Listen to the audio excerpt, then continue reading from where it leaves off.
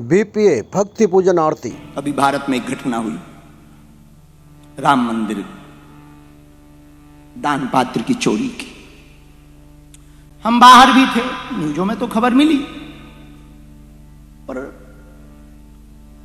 कुछ कहा नहीं तो लोगों ने, पूरे भारत ने चलाया। बागेश्वर बाबा मौन है, चुप है, कुछ कह ही नहीं रहा, वाईफाई फेल है, कुछ बोल ही नहीं रहा।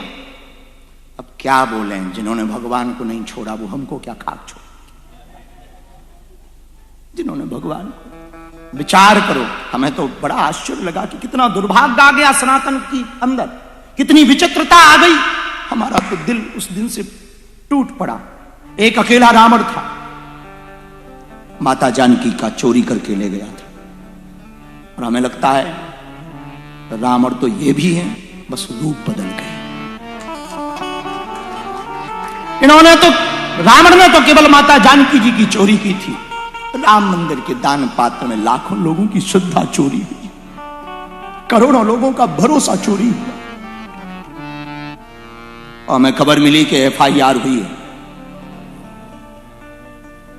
अभी और जांच हो और पकड़े जाएंगे, पक्का है, और पकड़े जाएंगे। लेकिन ये तो ठीक है, इतना हम कह सकते हैं, ज्यादा तो नहीं।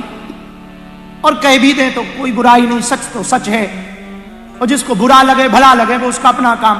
हम इतना कह सकते हैं, रावण ने माता जानकी जी की चोरी की थी, उसका परिणाम यह निकला कि 7 परिवार सहित नाश हुआ। करोड़ों लोगों के दान, राम मंदिर में राम को दिए हुए दान को जो चोरी करेगा, पक्का है वो सरकारी दंड तो पाएगा ही, भगवान का महादंड पाएगा, महादंड पाएगा। ये तो पक्का है, महादंड पाएगा, उसे कोई छोड़ नहीं सकता। बस जो लोग भगवान के यहां पर रहकर हम, लेकिन एक बात सरकार को जरूर कहेंगे, मंदिरों को साधुओं के हवाले छोड़ना चाहिए, जो मंदिरों की गरिमा जाने, साधु साधुता से मंदिर की व्यवस्था चलाए। सरकारी व्यवस्था से कई बार व्यवस्थाएं ठीक होती हैं, पर जब फॉल्ट होता है तो पूरा सिस्टम ही फॉल्ट होता है। वैसे तो एफआईआर हुई है, पर हम चाहते हैं कि अभी मछलियां पकड़ी गई, मगरमच्छ भी पकड़े जाए। हाँ, और ऐसा कई बार होता है। कई बार क्या, पूरी दुनिया में कुछ देशों को छोड़कर बाकी देशों का कानून ऐसा है, मकड़ी की जाले की तरह। भारत का कानून तो ऐसा ही है, मकड़ी की जाले की तरह। भारी चीज निकल जाती है, छोटी फंस जाती है। हाँ, भारी चीज निकल जाती, छोटी फंस जाती। तो कई लोगों ने कहा कि बाबा तो बोला नहीं, क्या कहें, हमारे दिल से पूछो कि क्या बीती। जिन राम मंदिर के लिए 500 साल पूर्वजों ने इंतजार किया, उनके यहां ऐसी स्थिति देखकर भक्तों पे क्या बीती होगी। पर हमारे बोलने ना बोलने से कोई फर्क पड़ना नहीं, क्या कहें। इसलिए तो भैया ठीक है, भला है, तो तुम कुछ कहोगे तो भी लोग बोलेंगे, और नहीं कहोगे तो भी लोग। हमारे साथ तो यही होता है। अब हमने कह दिया, आप देखना कल से फिर लोग बोलता दिया, पर्ची नहीं खोली। तुम तो जानते हो बाबा बक बक क्यों करते, पर्ची खोलो, नाम बताओ, किसका नाम है, नाम बताओ। अब हमने यदि नाम बता ही दिया तो वो हमको निपटा देगा, आज नहीं तो कल निपटा देगा, तो हम दूसरों के नाम ही नहीं बता पाएंगे। पक्का है, तो स्वाभाविक है, इसलिए फायदा इसी में है। और चुप रहो, बाबा बोलता नहीं, गूंगा हो गया। आजकल बाबा का वाईफाई काम नहीं कर रहा, तो दिक्कत। अब ऐसी परिस्थिति में आप दुविधा में पहुंचो तो क्या करो। हमारे जैसा जितने में काम चले, हमारे संतों ने जो कहा वो हम कहना चाहिए। ऐसी वाणी बोलिए मन काया पखो, औरन को शीतल करे, आपों शीतल हो। और महात्माओं ने दूसरी बात भी कही, वशीकरण एक मंत्र है, तज दे बचन कठोर। ये वशीकरण मंत्र है। प्रिय बोलो, प्रेम से बोलो, जितने में काम चले उतना बोलो, ना बोलो तो दिक्कत, बोलो तो भक्ति करो तो दिक्कत। बड़े पंडित बन रहे, बड़े पुजारी बन रहे, बड़ी धर्मात्मा बन, बड़ी मीराबाई बन गई, और यदि करो तो ये बात है, ना करो नास्तिक है, नास्तिक राक्षस है, रावण का खानदान का। अरे भाई करें क्या? हमारे पास एक मंत्र है, हाथी चले बाजार, कुत्ते भौंके हजार। तुम चले जाओ। और ये भजन की लाइन याद रखना, रजा है वो मेरी, वो मेरी खुशी है, रजा है जो तेरी जो रजा उसी में मेरी। बड़ा प्यारा लाइन है, हमें तो बड़ा प्यारा लगा। तेरी साधना मेरी जिंदगी, रजा हो जो तेरे, वो मेरी खुशी। इसलिए आज की कथा का ये 2 सूत्र याद रखना, मध्य मार्ग और समर्पण। मध्य मार्ग और 2 समर्पण, बच्चों के जैसा। मध्य मार्ग हमने बता ही दिया, कौन सा मध्य मार्ग? ये हनुमान जी ने का रास्ता है। किसका रास्ता है मध्य मार्ग? हनुमान जी का रास्ता है। इसी के साथ आज की चर्चा को विश्राम करके हमें सबको मिलके भभूति भी देंगे, तो सबको हम अपने हाथ से भभूति देंगे और आशीर्वाद देंगे। इसके बाद में you are going, I am sowing. और हम पहली बार आए पर हमको बहुत अच्छा लगा। आपकी भाषा में पूछे आपा खबर, उसको जवाब में क्या बोलेंगे? माई, बाइक, बाइक, आपा खबर। ओ अच्छा है। और एक और शब्द लिख के लाए हम, समुआ रांग बागुस। हाँ, समुआ बागुस, इसका अर्थ क्या हुआ? आप सब कैसे हो?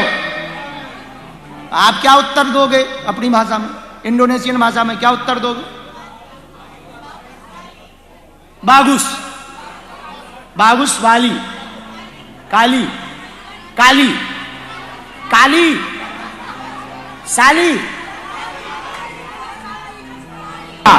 जो तुमने पाया उसी को पाने के लिए तो कितने पागल। वो जो चेला था हवाई जहाज में, उसको हमने फिर बाद में तो नहीं कुछ कह पाए, लेकिन अब वो सुन तो रहा है कथा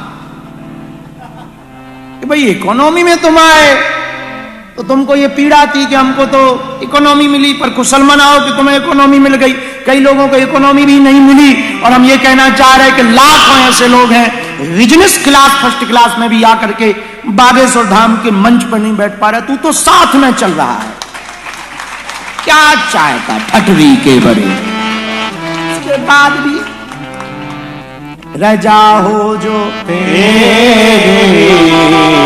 वो मेरी खुशी। रजा हो जो तेरे, वो मेरी खुशी। इसलिए आपको भी हम ये उदाहरण देकर कहेंगे, जो आपको मिला वो कम नहीं, जो नहीं मिला उसका कोई गम नहीं। जो मिलेगा वो एक ख्वाब है, जो अभी पाया यही लाजवाब। आपने जो अभी पाया वो कम है क्या? इसी में प्रसन्न रहो, व्यर्थ में मत बर्बाद हो। अर्थ का कोई अर्थ नहीं होता, अर्थ का परमार्थ होता है। परमार्थ का अर्थ होता है पर अर्थ का कोई अर्थ नहीं होता, अर्थ का सिर्फ परमार्थ होता है। इसलिए ज्यादा भागम भाग करोगे हाथ कुछ ना पाओगे। और देखो हमने कल कहा था, फिर कहें, चाहे जितना ट्रेवल कर लो, चाहे जितना दौड़ लो, चाहे जितना भाग लो, चाहे जितनी आप मैराथन कर लो, बाद में पहुंचना शमशान पे। हाँ, चाहे जितनी भागम भाग करो, अंतिम मंजिल शमशान। और जब वो है ही है तो आपको सुनकर बड़ा आनंद आएगा। हमने अपना बागेश्वर धाम शमशान घाट पर ही बनाया। हम जब नए नए बाबा बने तो गांव के लोग हमसे बोले कि चरण रखने आओ जरा गुरुजी। हमने कहा क्या चरण रखने तुम्हारे घर आए, एक दिन तुमको ही यहीं आना है। मरोगे तो मरोगे यहीं, जलोगे फुकोगे यहीं, यहीं मिल लेंगे, मीट कर लेंगे। और हम भी रात को जब तुम जल जाओगे तो पूछोगे हाउ आर यू, और तुम भी वही कब्र से कहना I am good not better than you my Guruji. तो गांव वाले फिर बड़े नाराज हो गए कि ये बाबा तो पागल हो गया। पागल वाली कोई बात नहीं है, बात सीधी सी है, सच वाली बात है। तो हम आपको यही कहना चाहे जितना दौड़ लो अंत में पहुंचना वही है। तो जब वहां पहुंचना ही है तो उसके पहले जीवन का आनंद लेना। तो यदि आप अपने भरोसे रहोगे तो खुद झंझट झेलना पड़ेगा, भगवान के भरोसे रहोगे तो भगवान को झंझट झेलना पड़ेगा। इसलिए भजन जब गा रहे थे तब इसमें एक शब्द बड़ा प्यारा था, अब वो हमें बड़ा अच्छा लगा। फिकर हो जो दिल में तो अपनी खता। फिकर शब्द हमें बड़ा अच्छा लगा। यदि भगवान का जिक्र है तो फिकर क्या, तेरे जीवन में भगवान का जिक्र है तो फिकर क्या।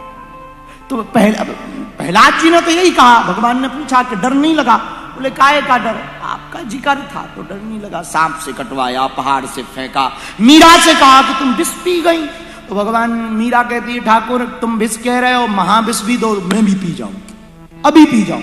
ठाकुर जी बोले क्यों, मीरा कहती है तुम्हारा जिक्र है और हमको विष कह के नहीं पिलाया, ठाकुर का चरणामृत है ऐसा कह के पिलाया। तो हमें क्या लेना, मेरी गाड़ी तेरे हवाले, तू जाने तेरा काम जाने।